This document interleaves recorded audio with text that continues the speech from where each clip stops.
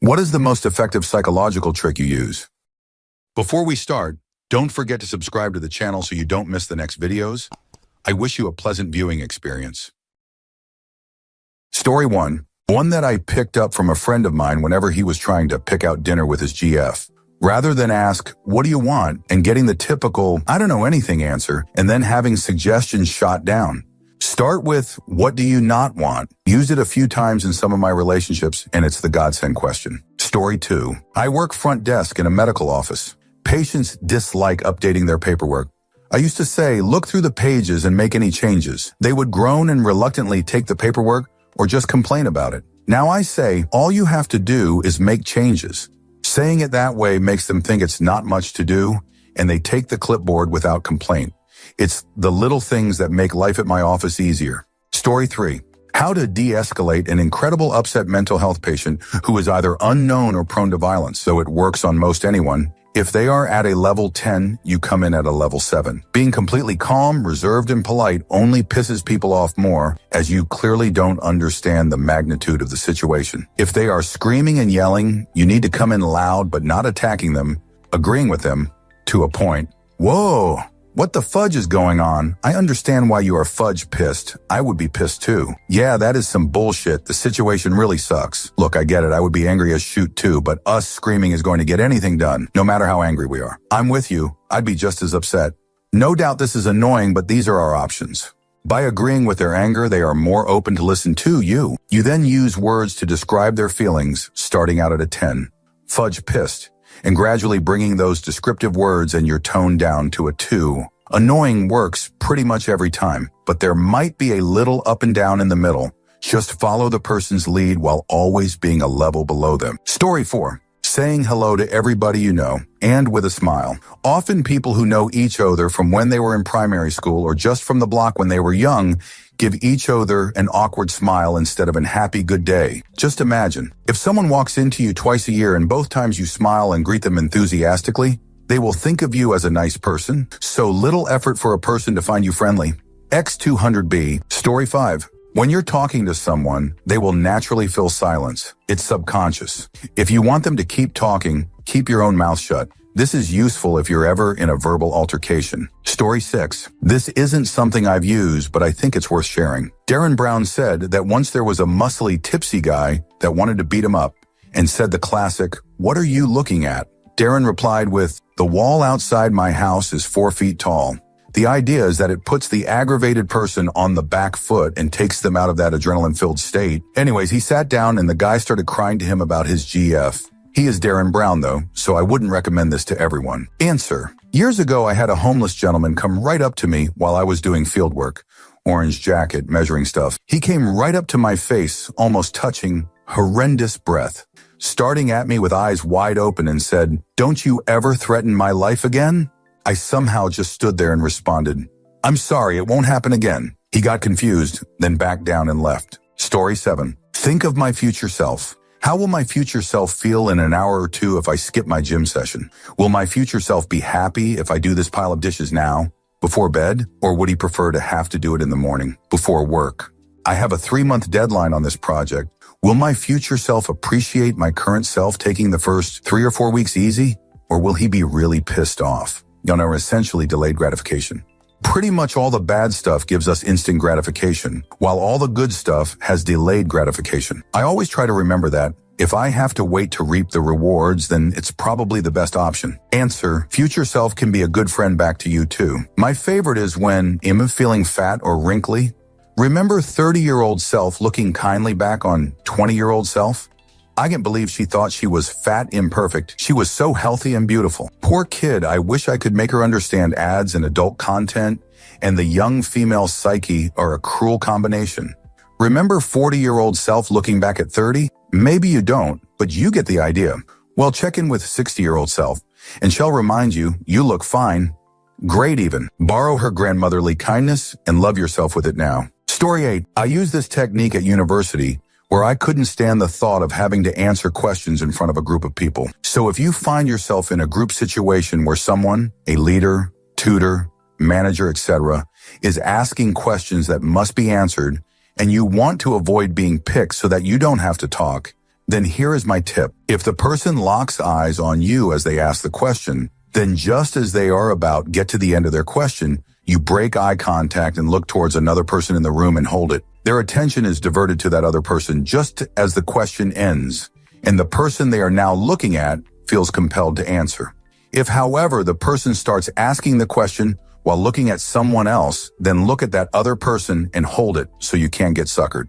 Use it sparingly, because if you do it enough on the same person, they will be onto you. Story 9. IDK if this is an actual thing or not, or maybe just distractions. But when I do something annoying or bothersome to my husband and he goes quiet, I wait a few minutes and then I ask him a seemingly innocent question, usually on the subject of how certain parts of a car works or something mechanical. This gets him talking about the car thing, and he rambles for like 5 minutes and then bam, he's happy again and not quietly brooding. I'll never tell him I do that because I'm afraid it won't work anymore if he knows about it. It's foolproof though. It works every single time, no matter how bothered he is. Story 10. Listening to someone without giving advice or pushing for more information typically nets me more information than being pushy for it. Story 11. When somebody shy is speaking, if you look at them and nod your head, it encourages them to keep talking. Story 12. I'm a professional poker player. When I am in a pot with one other player, I often try to make them laugh when they are thinking about what to do. If you can get them to laugh, it sets them in a mood where they are unlikely to bluff. I talk a lot in general. It's very common to make jokes at the table, even in hands. Story 13. Music. Putting headphones in and playing the music that I know it'd want to hear if I was in the mood that I want to be in shifts me over to that mentally and really helps when I need to calm down or when I need to feel happier. Story 14. When you are standing in a group and somebody tells a joke or something funny happens, people tend to look towards the person they like the most while laughing. Story 15. My wife calls this the simplest, most manipulative thing I do. Whenever I bump into an acquaintance, meaning not friend, just a person I know, I of course say hi, and the conversation goes like this. Me. Hey, how are you, name? You look good. Them. Laugh. Thank you. Am good. How are you? Me. Am great. Am on the way to wherever I am going to at the time. And I tell them why too. So what are you doing here? Them. Go into same detail to tell me where they're going and why me. All right, well, I won't keep you up any longer than I have. Have a good day, name. It leaves people feeling good, takes away the awkwardness of cutting a convo short, and it makes them want to leave. Story 16. If someone says they have the hiccups, ask them to prove it. 9-10 times their hiccups will disappear. Having to summon a hiccup in order to demonstrate will trick your diaphragm into just not hiccuping. I've been able to twist it around on myself with some success as well, but it takes practice. You realize you have hiccups, then try to hiccup. Actively try to make yourself do another one. It'll stop. Story 17. Anyone here reading through the posts for the sake of using them in the future, but an hour later you forget everything you've just read? Story 18. I work with a bunch of idiot lawyers and I use the phrase, you're correct all the time. Even if it's one teeny tiny thing they're correct about, it makes them feel smart and they instantly soften. It also keeps them listening because they're hoping more flattery will come down the pike evil cackle. Answer. I speak at conferences all over the world, and a lot of the speakers use this in their QA. If there's a particularly hard question to answer, they always start with what a great question, etc., etc. Generally speaking, the asker is so pleased that their question got praised by the speaker in front of all those people that they are less critical of and pay less attention to the actual answer. Story 19. Thanking someone for a trait you want from them. Instead of telling a customer you're sorry for their wait, tell them thank you for your patience or understanding. Works wonders. Story 20. My youngest 4 got into the why phase a little while back. Read an article that said the best way to get them to stop was to ask them, I'm not sure, what do you think? It is a godsend. They answer their own question. You provide some feedback. Sounds good to me. And they immediately move on. Fudge, awesome. Answer, yep, works like a charm. My daughter is very into this right now. It drives me insane. After a huge bout of questions the other day, she actually said, Daddy, why do I keep asking why? I just stared at her and tried not to burst into huge racking sobs of tears. Edit, thank you for the silver. As a bit of background, my daughter is lovely. We try very hard to coach and teach her as much about the world as she can understand, but she does not stop talking, ever. From the second she kicks our bedroom door open at 6 in the morning until we wrestle her into bed at night. It's a never-ending stream of consciousness that includes questions and an endless narration of what she is doing, has done, hopes to do, and wants us to do. Immediately. She is a walking filibuster that is obsessed with unicorns. I haven't slept past 6:30 in 4 years. Please help me. Edit 2. Thank you for the gold. I'm not going to tell my daughter. I'll never hear the end of it. Story 21. When I ask someone a question and their first response is what, Duan, I just stare at them for a few seconds, and 99 of the time they answer my question without me having to repeat myself. I think it's just a subconscious reflex people have to ask what, instead of answering what you've asked, even when they've heard you clearly. Answer. In my own experience, when I ask someone what, after they ask a question, I've noticed that while I genuinely don't know what they asked in that moment, I said what. It's not because I didn't hear, but because my brain hadn't processed all the information yet and connected the sounds of the words to their meanings. That's why you don't need to actually repeat yourself to get an answer, unless they didn't actually hear you. Story 22. When you need to find out a name, e.g. for a lead, you say, oh, is John still managing up there? They go, no, it's Mark now. Works with anything. Just use a fake. Is that your focus outside? What? No, mine's the Ferrari. Story 23. Smiling. X200B, smile at the bartender, they'll be more likely to come to you quicker. Smile at your colleague in the morning, and they'll be more open to the requests that you've got for them later. Smile at your kids, and they'll feel loved. Smile at your partner, and they'll wonder what they've done that's made you so happy. Smile at me, and I'll smile back, and we'll both feel great for a few minutes. Smile at everyone when you meet them. Smile in a job interview. Smile at the shop worker, the binman, the postman, the random dog walker in the park, the person who nearly bumped into you on the street, the barista, your teacher, your mom and your dad. Smile at yourself in the mirror and give yourself a cheeky wink. X200B, writing smile is making me smile, and I feel great now, so I'm gonna go and get a sandwich. Thanks for reading. X200B, X200B. Answer, I have the angriest resting meanie face. I started noticing that I don't get the same level of enthusiasm and care that other people were getting at restaurants, or while shopping or paying for groceries, etc. I would also catch my reflection in windows or random mirrors as I was walking around and get surprised at how pissed off I look. I finally decided to smile more, and there has been a huge difference in how people interact with me.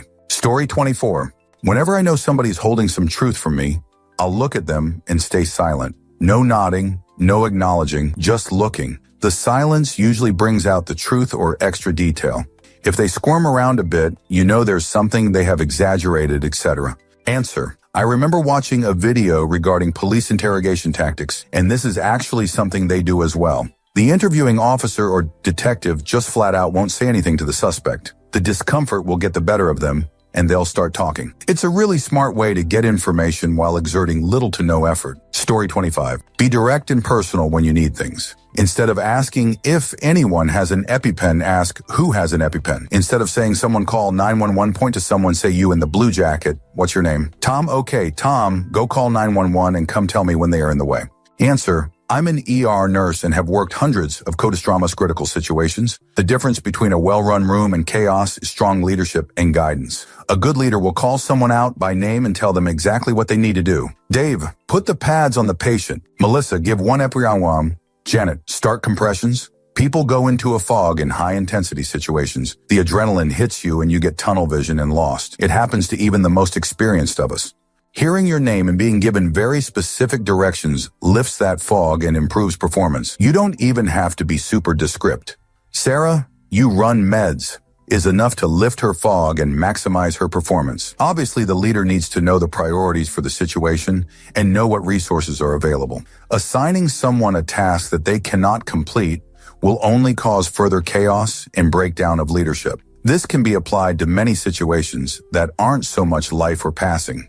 A retail store on Black Friday, for example. Dave, you're on the register.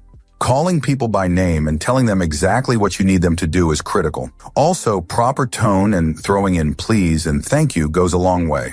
You don't need to be loud. You don't need to be bossy. Be calm, assertive, and confident. Thank people when they follow your lead. Every medical emergency I've run has gone smooth and calm from following these simple rules. Nothing is missed and everyone performs at their best because everyone knows what is expected of them. Story 26. I can't remember. My wife's a psychologist and I lost all my superpowers of manipulation of time and space. Answer. I dated a girl for about a year that wanted to be a psychologist. At the time, she was going back to school for it at a community college. We were 22.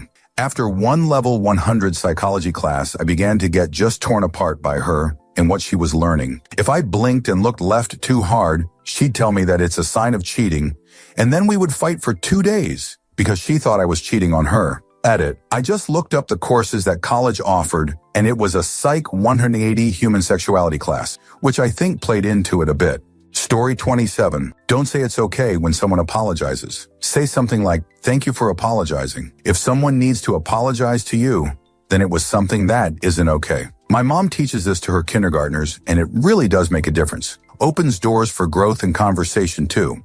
Thank you for apologizing. I don't like it when you hit me, or whatever. Edit. This blew up. I'm almost 23, but tempted to watch Daniel Tiger, mostly because he was the only puppet from the land of make-believe that didn't scare me. And thank you for the silver. Wow. Story 28. This is really not too original, but I've seen the wonders positive enforcement does on people's motivation. I teach English to university students. Many of them are in there just because they must and consider learning English a waste of their time. They're usually my worst students.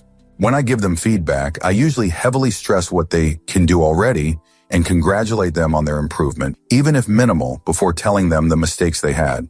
I do this with all my students, but with those who are particularly dismissive, I take extra care to let them know what they're doing right. Some people jumped from hating the language and being terrified of making mistakes to being some of my most proficient students. Overall, each of them showed considerable improvement and engagement in class. Never letting that one go. Story 29. I work as a creative director. I have a lot of great clients, unfortunately, with a few shoot managers from their side. They usually go with the mantra of, if it's not my idea, it's not a good idea.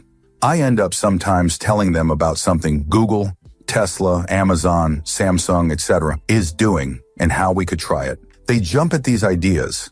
The ideas are actually mine or my team's. Works like a charm. X200B.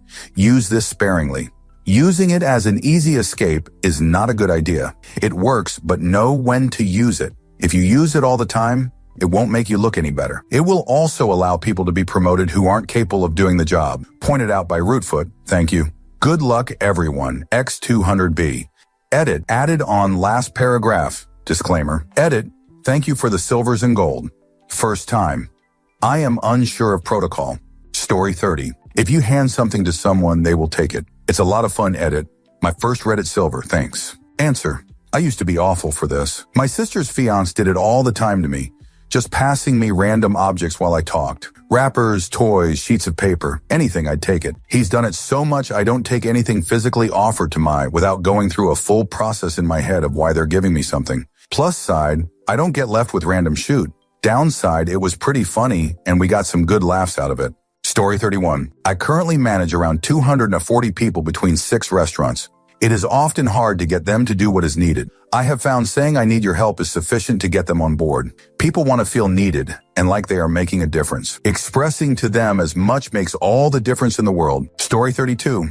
When I'm doing backcountry hiking patrol in a wilderness area, I'm supposed to keep an eye out for people with dogs, which are not allowed. The ranger taught me to ask any dog walkers, are you looking for somewhere to walk your dog? That gives them the chance to pretend they didn't know about the rule, signs posted of course, so they don't lose face. Then I give them a brochure with dog-friendly trails. It's a brilliantly non-confrontational technique, and I use it in other parts of my life. Edit.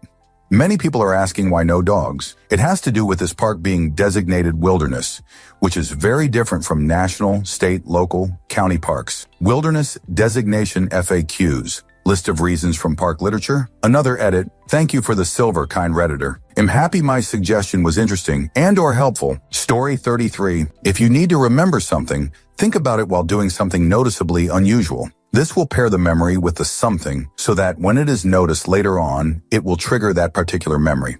X200B, e.g., I need to take out the garbage before going to bed. Put your pillow at the foot of your bed. Story 34. I have to work with kids a lot. Having a summertime job where I volunteer to assist counselors at a camp for service hours and having 5 younger siblings. Don't tell them not to do something. If I told you don't think about unicorns, you'll immediately think about unicorns for the split second I say it. If I instead said, Think about turtles. You'll think about turtles for at least that split second I said it. Don't tell a kid not to something.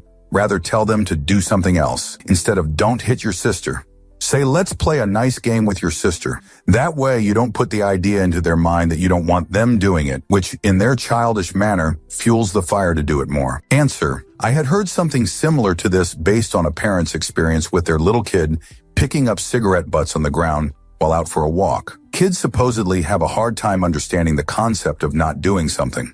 So if the parent said don't pick up that cigarette butt, the child would only be able to picture picking up the cigarette butt. So the parent would say, step on the cigarette butt instead, which was a positive behavior the kid could follow through on. Story 35. A few of my favorites.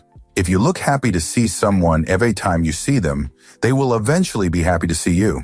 Be nice, even to mean people. It's kind of fun to see someone initially angry soften when you don't give in to anger. Don't insult people. Tell them how you wish they'd behave. For example, someone is obviously rude. Just say you really like when they are nice to you. They can't really call you out on it and possibly make them realize their behavior. Now, on a ask big, knowing it will be dismissed, then ask for the thing you really want. There's a real term for it. Open door technique or something. It's actually door in the face technique. Thanks everyone. I use a few more and we'll try to edit later. Edit 1. Wow, this blew up. First and foremost, thanks for the gold. I'll try to be as coherent as possible since I'm a bit high on pain meds for a toothache. To answer to a lot of people having concerns with sounding passive-aggressive, I agree. It can sound like that. So the tip here is to be genuine. You can be a little over the top, but not too much. It comes with experience, I guess. I work in healthcare, RRT, so I have to use my social skills a lot. I'll add a few more as promised. Do not verbally attack people. Say how you feel. People can get defensive when attacked, but no one can deny how you feel. In a confrontation, stay calm, be gentle, and focus on the problem, not the person. Unless the person is the problem in this case, feel free to dispose of them.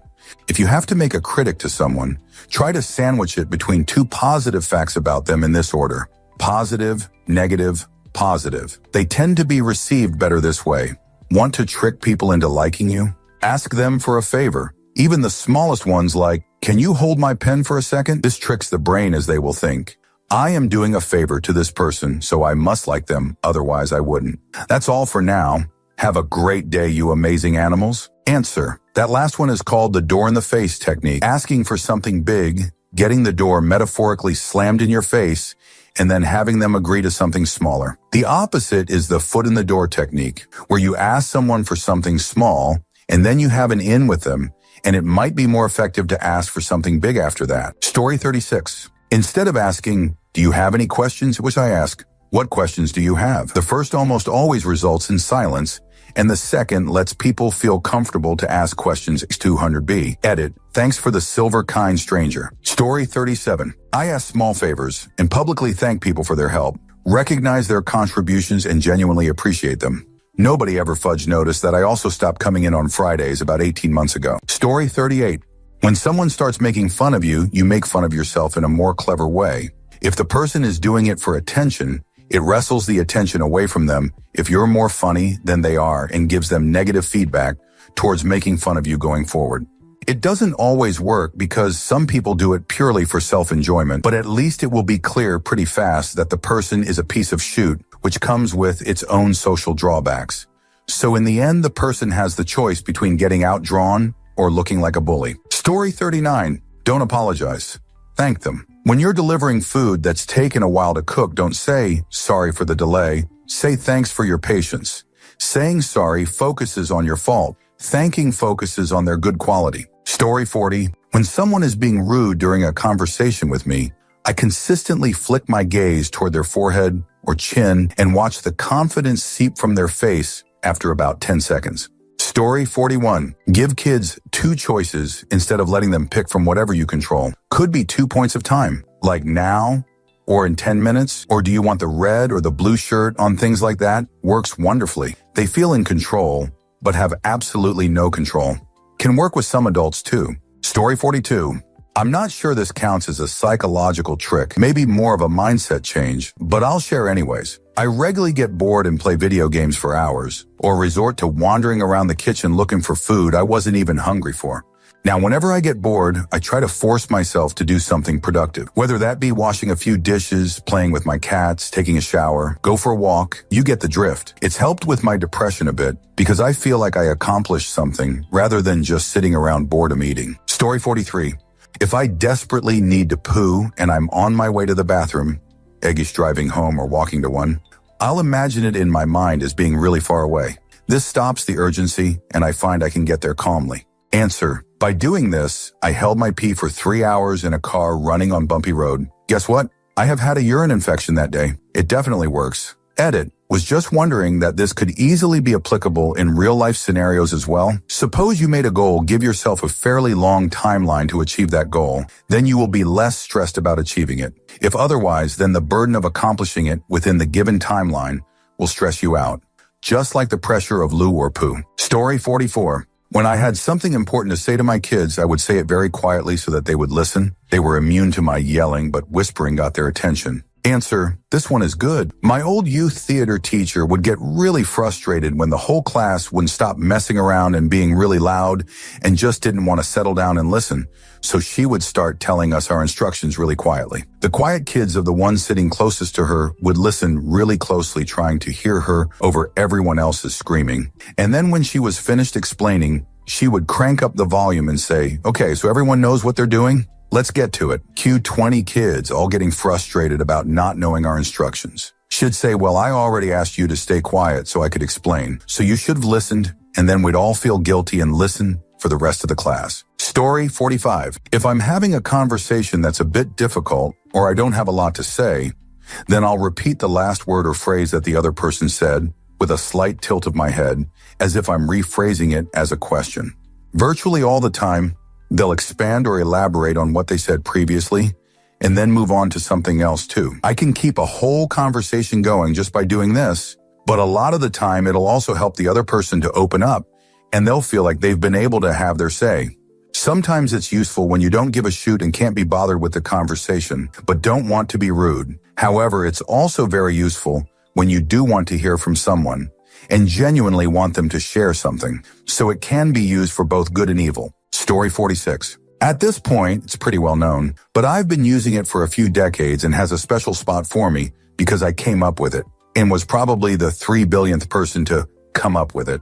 Flip a coin if you could decide something, and then follow whether or not you feel happy or disappointed with the result that it gives you. Story 47. If a child tells you they're afraid of a monster in a closet, instead of telling them there is no monster, ask them to describe the monster and what they think the monster is doing there in the first place. Then ask how to get the monster to leave. It will help them alleviate their fear far more effectively than instinctively trying to tell them there is no monster. Story 48. 2 tricks I use for myself. 1. This one's inspired by the show Unbreakable Kimmy Schmidt. Basically, if I have a difficult task, I tell myself to just try really hard for 30 seconds. 30 seconds isn't much after all. I can literally hold my breath many times longer. Once that 30 seconds is up, I reset and tell myself to try really hard for another 30 seconds. I mean, it's just 30 seconds.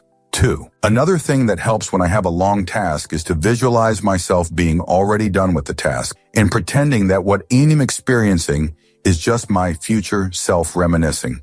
It's kind of trippy. Reminds me of the movie Arrival. Story 49.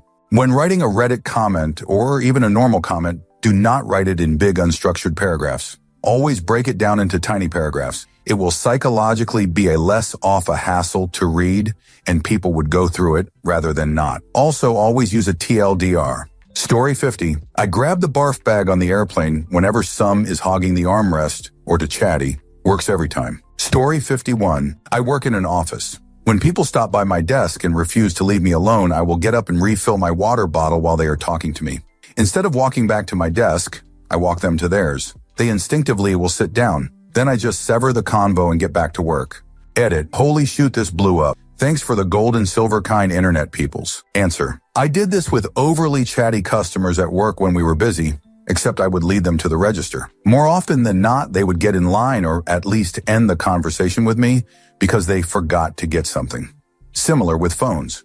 If I had a customer going on for way too long, I would ask if I could place them on a brief hold. By the time I got back on, they'd usually wrap up. Story 52. I stopped apologizing for things that I didn't have control over and stopped saying thank you for things that don't need gratitude. It makes for much stronger and more empowered conversation without coming across as a jerk. Story 53. I have chronic pain and interact with a lot of medical offices and staffs. I'm pretty sure this would work for most people.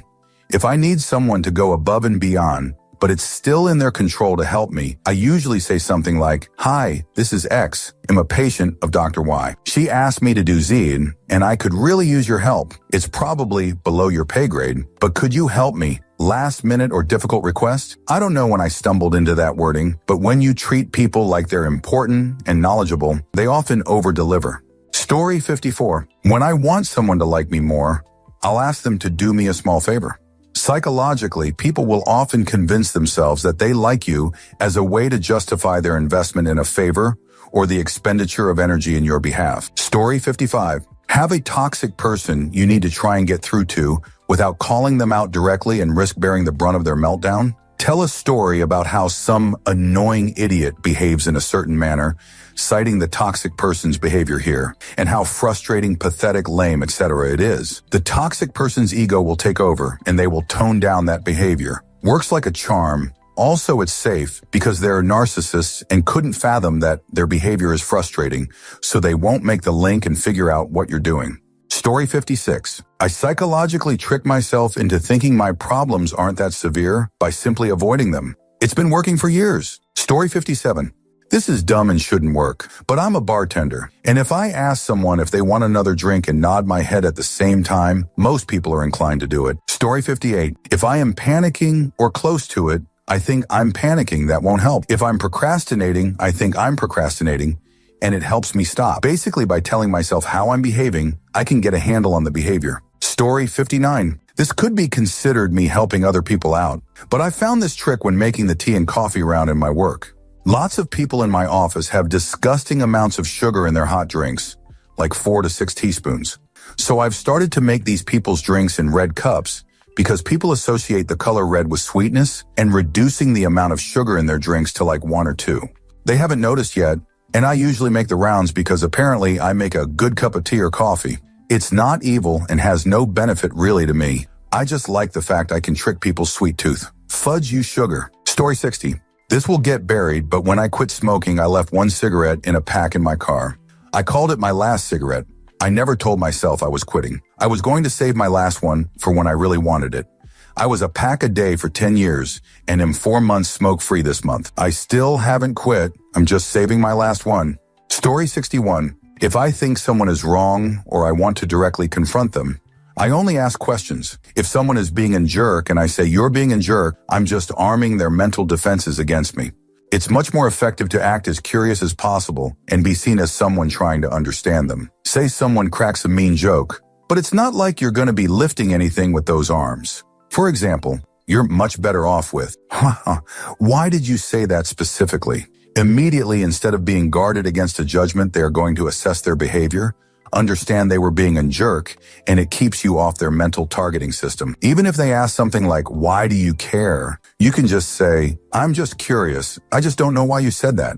If you want someone to think the answer to their social math is 48 and you start screaming, "It's 48, they will just raise the mental walls.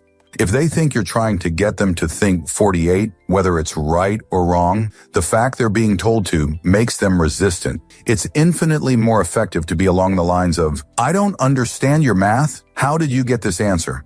What's this times that? That doesn't add up to me. I thought it was this other number.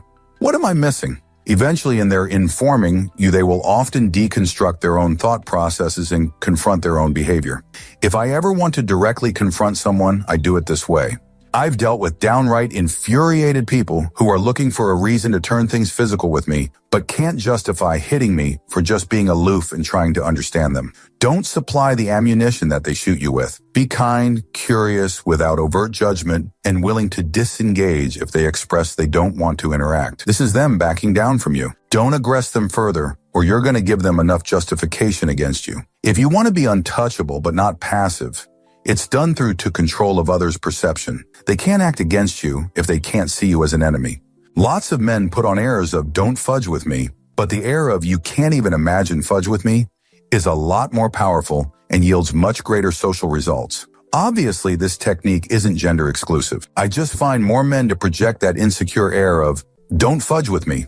If you're condescending, you're giving them ammunition. If you're overly aggressive after they've opted out of continuing, you're giving them ammunition. If you're curious, respectful, and genuine to those who you've targeted to approach about something you don't like that they are doing, you're unfuckwithable. Literally my favorite psych trick, and enjoying the satisfaction of directly confronting someone belligerent with the right line of questioning and having them be the ones to disengage or even thank me for the conversation is so satisfying. They get fresh, self-generated insights. I get better at confrontation.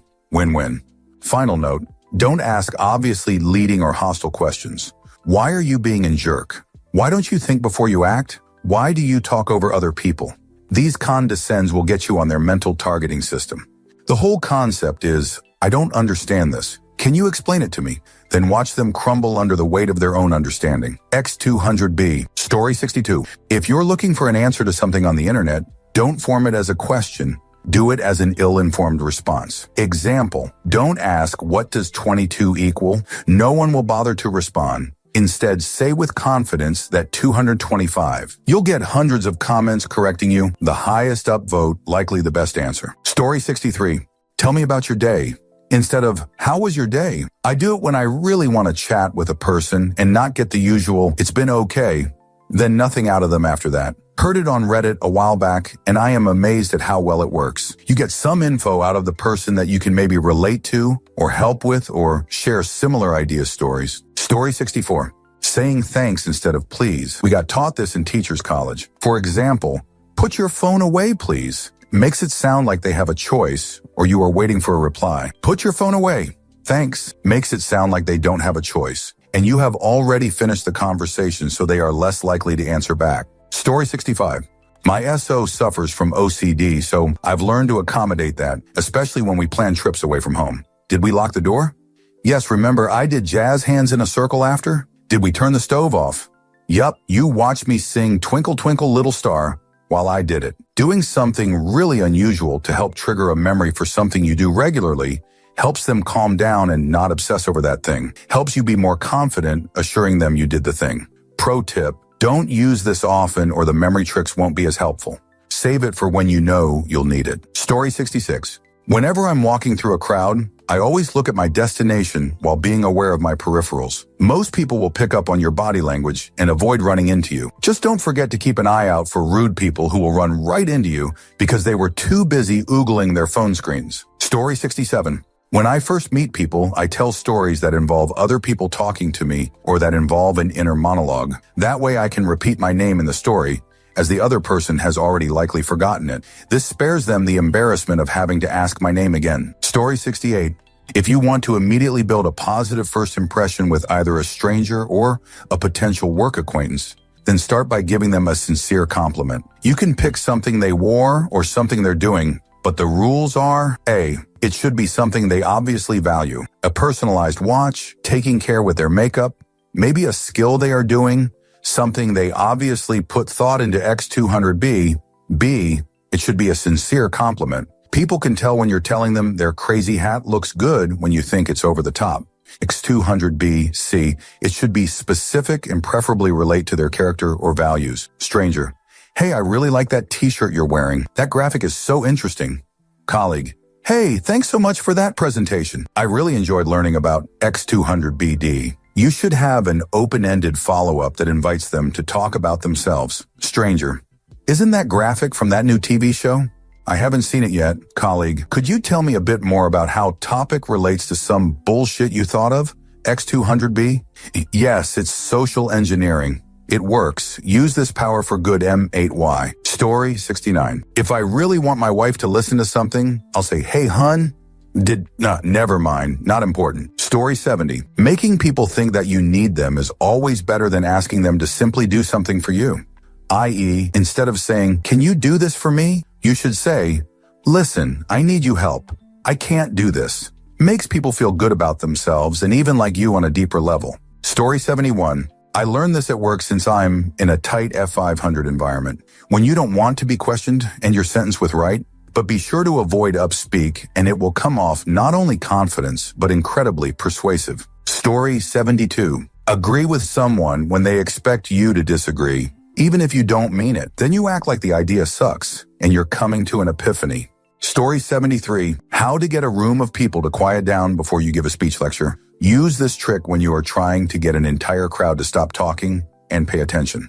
1. Stand confidently at the front of the room, not at the podium, holding nothing in your hands. 2. Look like you are ready to begin. Do not talk to anyone or fiddle with any presentation materials. Just stand still. 3. Without fail, a few people in the crowd will get quiet and look your way. Make eye contact with each them so they know you're ready. Then watch as the silence spreads like a virus. 4. Do not resort to asking for silence. If there are lingering talkers, then stare directly at them in silence. Give them the impression that they are inconveniencing the entire room with their chatter. The embarrassment will shut them up quick. If not, someone in the crowd will shush them for you. I have never had this method fail for me.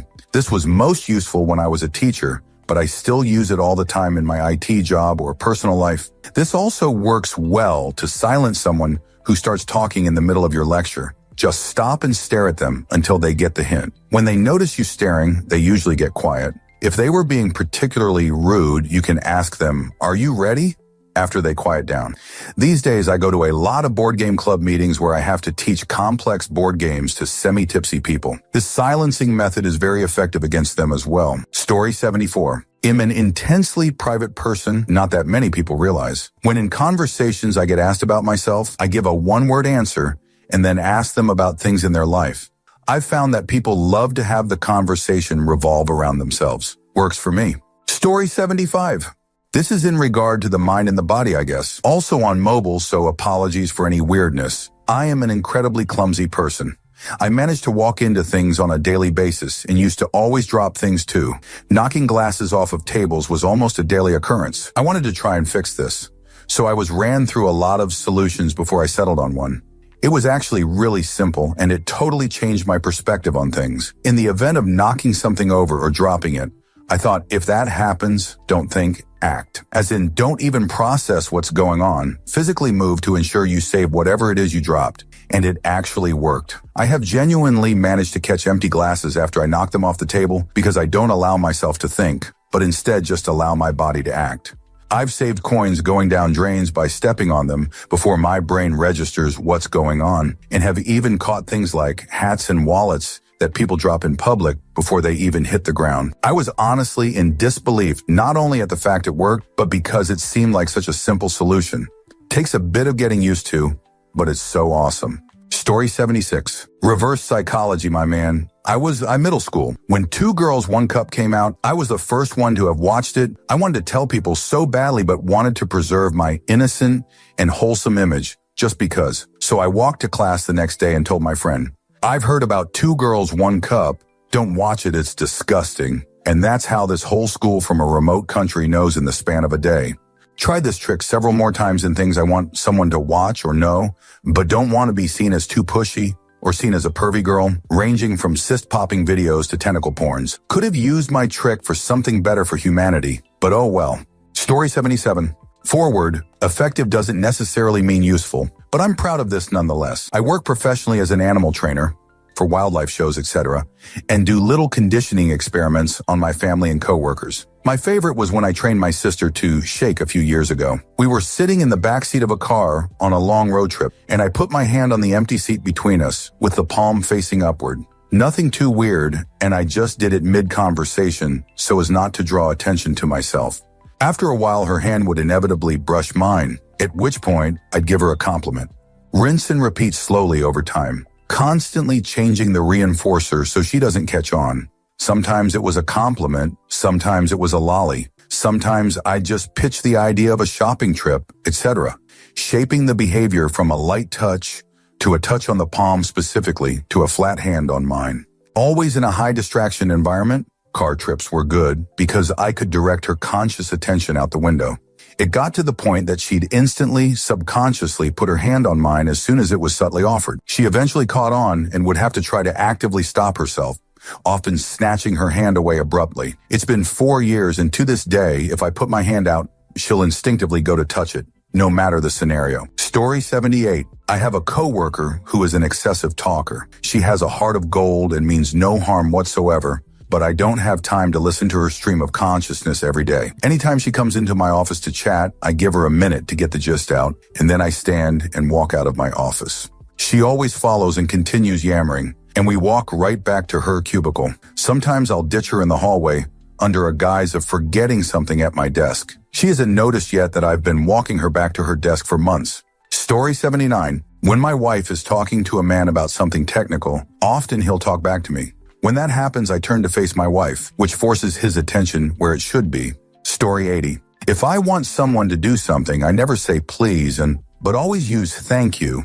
It makes people obey because you've preempted their obedience by thanking them for it. To disobey your request usually makes them feel childish, so they avoid that. I.e., can you sit down please, Viz? Can you sit down? Thank you. Learned it in a verbal judo course, and it has never failed me. Story 81. If someone has a very different point of view from mine, I will first assure them that they are correct and their perspective is understandable. Example, I used to be like you, and I dislike Brussels sprouts. The taste is pretty intense and can smell a bit foulish. In the second part, I will then introduce my point of view.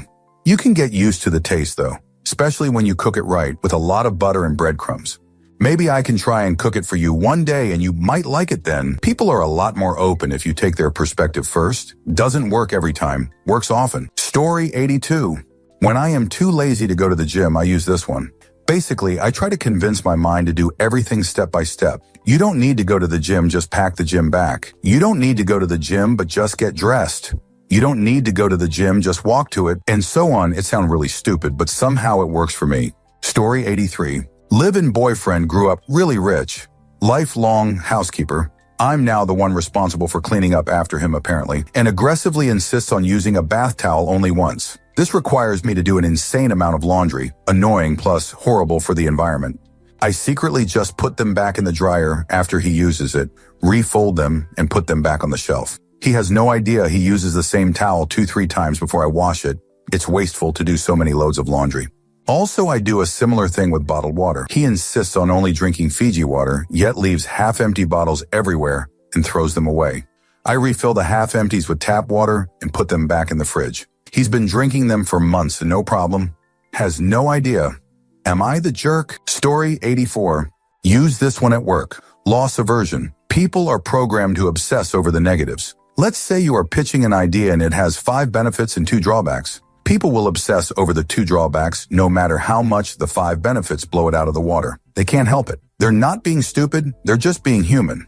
X200B, so flip it. Write it about the 5 drawbacks of not doing it compared to the 2 advantages of not doing it. People will now focus on the 5 original benefits because they are now what will be lost by not doing it. The 2 advantages of not doing it will hardly get a mention. Story 85. I talk extremely loudly and pinwheel my arms around whenever I am in a social situation with someone. It subconsciously signals to them that I don't want to be talked to. 75% rate of success. Story 86. My favorite is to not make people look like the victim. Happens more often with roommates and chores.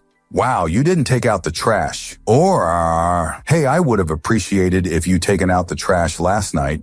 People will try harder to do the right thing with the second suggestion. It's changes to being a victim, to being a hero, and making you happy. Also, wearing a safety vest and a clipboard can get you into any event for free. Story 87. When someone won't shut up, ask a related question by it has to be closed. It's simple but effective and gives you a chance to get a word in edgeways. Blah, blah, blah, blah, blah, trees. Oh, right, is that the new oak one? Yes, nice. So back to what I was saying. Answer, I do this on my email because once the anecdotes start, you're going to be tied up for hours. Unfortunately, she now just ignores the questions by feigning deafness and pushes on regardless. So I resort to, just excuse me a moment while I fetch something from the kitchen and leave. Even if she follows me, at least I can actually do something productive. Story 88. If someone says something particularly ignorant or stupid, just level them with a blank stare that shows you heard what they said, and then just don't say anything. IDK, I found that it makes them backtrack or makes them feel really uncomfortable. Story 89. If someone's angry and taking it out on you and giving them space just isn't an option, like at work or something, just completely ignore it. Don't ignore them. Interact with them normally exactly as you would if they weren't angry. Pretend everything they say is being said calmly and cheerfully, and simply don't acknowledge any insults or obvious attempts at getting a reaction out of you. This works way better at calming them down than being overly apologetic or sympathetic. It's also surprisingly easy to do, since the mindset of pretending they're not angry is a challenge, an active task to accomplish, versus the inconvenience of simply trying to stay calm just for the sake of it. Story 90. I follow several leading voices in politics, religion, and social policy who completely disagree with me but make their case very well. It helps me with this stupid brain I have that wants to confirm all my biases. Story 91. Avoiding using sorry whenever it isn't necessary. If something is taking longer than anticipated, don't keep apologizing, as it puts you on the back foot. Instead, thank people for their patience, and generally they're a lot more understanding of the situation. I come from the UK, where we have a huge apologizing culture, and this handy trick has helped more times than I can count. Story 92. Always pretend that you aren't so smart as them and little clueless, and see what sorts will take advantage of you. Story 93. For parents of toddlers. Whenever they have a meltdown because of X, just get down on their level and ask, you are feeling angry because of X, right? They immediately calm down. Just try it. Whenever my kiddo is mad that cartoon time is over, I use this tactic. You're disappointed because you wanted to watch more cartoons, right? Sounds tough. How about we watch them again tomorrow? Then I just move them on to another thing. Let's go and read a book instead. Which one you want? The one about the dinosaurs or the one about snowman? Unless he is super tired, cranky, or sick, he's okay by then. Story 94. I work as an indirect sales rep at Verizon. There's quite a few verbal tricks to use to lead a conversation. Most common tactic I enjoy doing is if someone has a tech problem, question their phone, I usually say, oh, almost everyone has had the same issue before. Anecdote. Puts them in a good mood and makes customers happy. If someone is very angry about something another rep did, maybe they got billed certain fees not explicitly explained, or just are SOL about an expensive phone for a myriad of reasons, I make darn sure I lead the conversation by giving concrete options. Customer. I want a darn refund credit new phone now. I'm tired of issue and you're going to do this for me now. Me. Oh yeah, I understand how that'd be frustrating. Well, I can't do out of bounds solution. So we're either going to do A or B. Customer. No, we're definitely not. I want C me. No best case scenario is we go with A or B. Unfortunately, I can't do C. So either we do A or B, or I don't think we'll be able to do anything today. Also, plenty of standard sales tactics like, you'll only pay this in store today, or it's only an extra $10 in your bill if we took off peninum danayim. Story 95. Tilt your head slightly when listening to someone. You'll seem more engaged with what they're saying. I think it's part of active listening. Story 96. You can get away with a lot by smiling, apologizing, and acting ignorant, provided, of course, you're not A, bridge troll, and B, legitimately stupid. Story 97. I don't speak unless I have something worth adding to the conversation, so people tend to shut up and listen if I do talk. Story 98. Gifting something, even something tiny, can drastically improve your position towards someone, especially when there is no need to. 200B. When doing this in a relationship, I have found that giving your SO a bouquet of flowers on a random occasion is much more appreciated than doing this when there is a gift to be expected. Story 99. As a YouTuber, viewers dislike when we remind them to leave a like on the video during the first few seconds of the video. If y'all enjoy, please leave a like. It's statistically proven that reminding viewers to leave a like generates at least 30 more ratings. The trick I use is to say, if you enjoy, hopefully I can earn your like. This makes the viewer feel like they are in control and am not telling them what to do. I received many positive comments about this technique. Answer. A few YouTubers I watch that do the whole like, comment, subscribe spiel, leave it until the very end of the video, when I have actually been exposed to the content and can decide for myself if I think it's worth it. And that makes a big difference. Trying to tell me what to do before I have even had a chance to watch it is a 100 surefire way for me to close the video. Story 100. I'm not here. I'm in my mind, in my world. I zone out as much as I can until I'm in autopilot as a mechanism for passing time and not realizing. It's meditation, really, but I go and visit captivating places and train the emulation of senses to provide vividness that keeps me out of reality. It sounds stupid, but it's a great way to eliminate time if you train yourself to leave the present moment. Daydreaming doesn't come close. It would do wonders if you were like stuck waiting for hours somewhere. Create your favorite scenarios and worlds. Populate them. The more world building you do, the more realistic it is. Answer: I don't know if it's the same thing, but whenever I am bored or alone, I do talk to myself by creating hypothetical situations, living in those situations as if by being on the both sides. Both sides mean me as an individual myself. If there is another person in that situation, I'll be him, her as well. Asking question on their behalf, answering them myself. Like, what would I want to do? If I ever get stuck in that situation, it's annoying something since it make you stop living the reality, avoid reality in some cases. Story 101. I distract myself. What, you thought this was all about manipulation? Well, I know myself, and some recurring patterns such as negative thinking must be broken before they spiral out of control. For instance, if I've agreed to do something in a weak moment, such as help sell lottery tickets in a concession stand, Sunday morning comes around with a groan, I immediately change my focus to the cup of hot chocolate I'm having afterwards. The deal's been made, I don't have any particularly good reason to weasel out of it, and yes, it'll be cold, and I have to deal with people. But accepting these facts and jumping right in is an excellent way of handling the uncomfortable. Dwelling on the negative aspects of something is a certain way of ruining any chance of a positive outcome. Story 102. There's no real gain, and I just do it for my own amusement. At supermarket checkouts, I never touch the dividers that separate my purchases from the ones from people in front or behind. The person in front will always put a divider after their things. The person behind will always put one in front of theirs. Story 103. Pretty obvious, but when I'm at the gym and someone makes eye contact with me and starts heading my direction, I give the head nod and be sure to fix my headphones to make it obvious that I'm not taking them out. I'll then turn the opposite way and play with my iPod until I find the right song. Never fails me. I've also been told that I seem very unapproachable, which is great for me since I do not like human interaction. Story 104.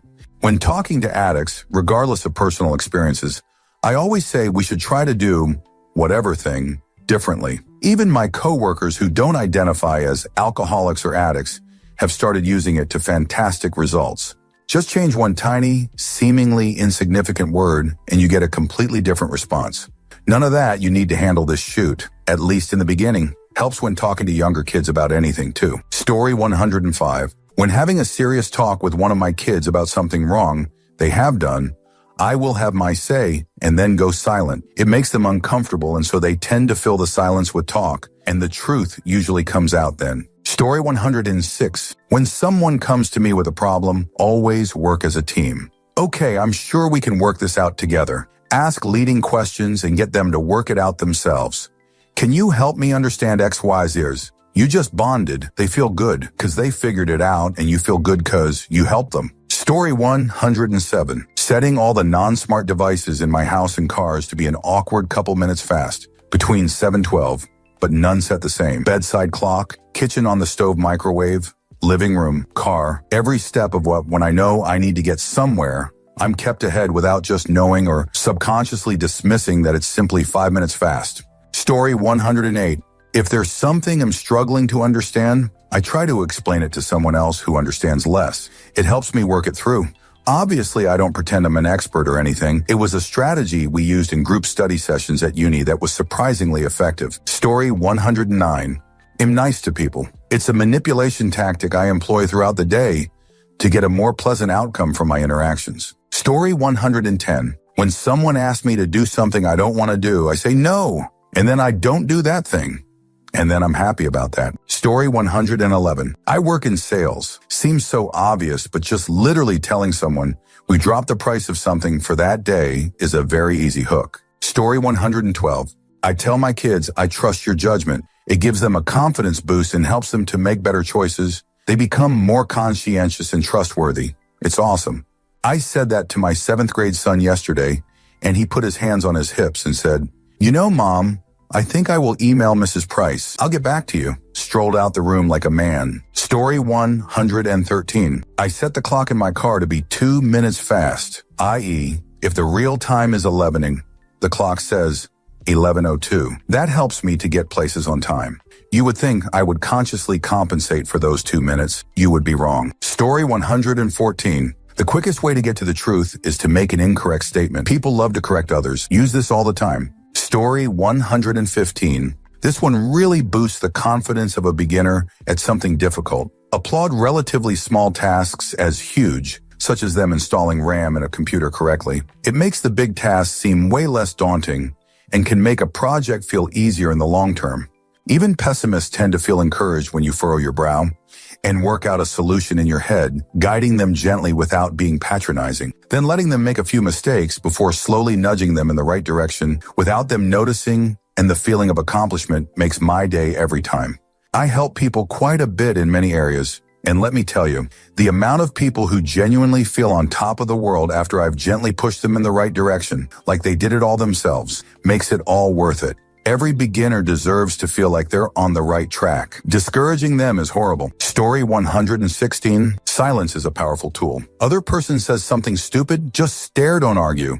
Other person keeps interrupting, just wait. Someone asks your opinion, take a second to think. Silence is more powerful than noise. Story 117. I don't know if this is a trick, but before you answer a question, take a deep breath and let it out. Before you make a decision, take a deep breath and let it out. If you're in an argument, take a deep breath and let it out. If you're getting verbally attacked or insulted, deep breathe and let it out. Pause. Slow breathe in. Pause. Slow breathe out. So many times it stopped me from saying something stupid or dumb or illogical. It's let me make better decisions and return serve some great singers. Also stop me from saying hurtful things. A lot of your mental state is tied directly to your breathing because through it, your body reacts. Story 118. I work at a call center and sometimes I get people who just want to talk, which is usually fine. However, I also sometimes get people who like to talk about conspiracy theories, Pizzagate, the Muslim Mexicans they think are crossing the border, fluoride mind control, etc. I had tried for weeks to get off the phone with different lines. I'm sorry, can I get you anything else? Well, insert pet name, some love for me, but nothing worked well. Then I realized that I was making the call about me. These people are selfish and lonely. So I tried, oh wow, I've taken up a lot of your time. I'm so sorry. Let me get off here and let you get back to your day. Works every time. It's their call and their time. Story 119. When someone tells me their problems and I don't really have much advice, I essentially just say, so you feel like, and just reword what they've just said. It makes them feel really understood and validated. It started as an accident. I have autism and my mind wanders really easily, and I sometimes struggle with exaggerations, hyperbole, sarcasm, etc. Repeating it in my own way is just something I did to make sure I was understanding the situation correctly, until I noticed that my therapist did it too, and decided to take a swing at it even when I did understand. Thank you for watching the video all the way to the end. If you'd like to see more content like this, you might be interested to know that I've created another channel with a similar theme, especially for those of you who enjoy what I do. I'll leave a link in the description, and I hope to see you there. Take care.